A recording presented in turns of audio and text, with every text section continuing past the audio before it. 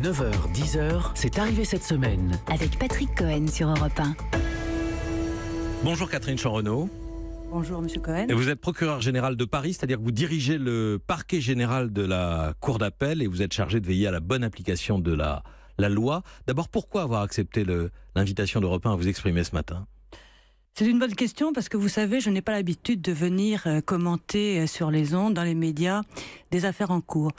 Mais mardi dernier, il y a eu une perquisition qui a défrayé la chronique et à propos de laquelle on a dit beaucoup de contre-vérités ou beaucoup d'outrances.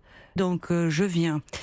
D'une part, effectivement, pour redire que ces perquisitions ont été diligentées en pleine légalité. Et deuxièmement, je veux apporter mon soutien public aux magistrats et aux policiers qui ont subi un coup de force et des violences verbales et physiques. Violences verbales et physiques, dites-vous ? Vous avez recueilli leurs témoignages, vous les avez entendus, vous avez entendu le vice-procureur qui était présent au local de la France Insoumise ? Je crois qu'on n'a pas besoin d'entendre les témoignages, les enregistrements qui ont été effectués lors de cette perquisition, enregistrements que le responsable du parti en question a souhaité permettre, alors qu'en principe, les enregistrements sont interdits lors des perquisitions. Vous voulez dire que les responsables ont laissé entrer les caméras et quelques journalistes ?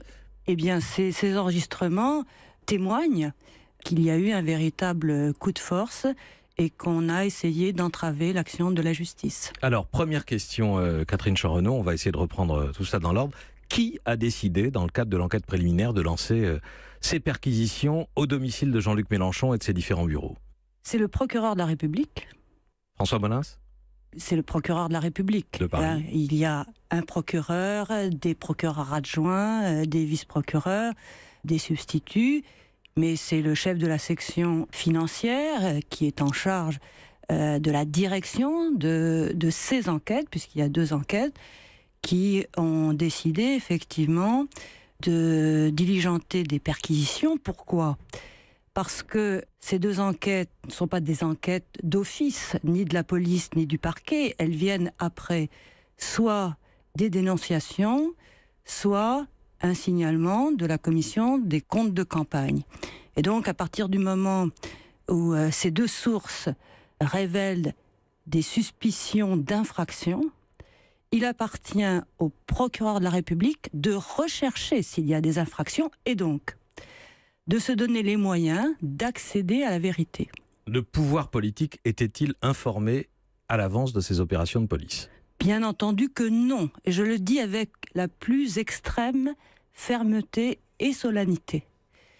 La stratégie d'une enquête doit absolument rester secrète et elle est conservée par le procureur de la République avec ses enquêteurs qui, bien entendu, souhaitent pouvoir bénéficier d'un effet de surprise et obtenir les renseignements dont ils ont besoin. Vous ne faites pas remonter, comme il est d'usage, les dossiers sensibles à la connaissance de la chancellerie et donc de la ministre de la Justice ?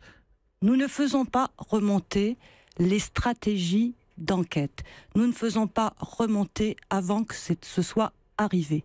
Nous faisons remonter lorsque les faits se sont passés et qu'ils sont d'ailleurs le plus souvent commentés déjà par la presse.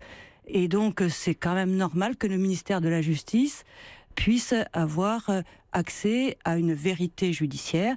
Mais encore une fois, le ministère de la Justice n'a pas à être informé avant les opérations.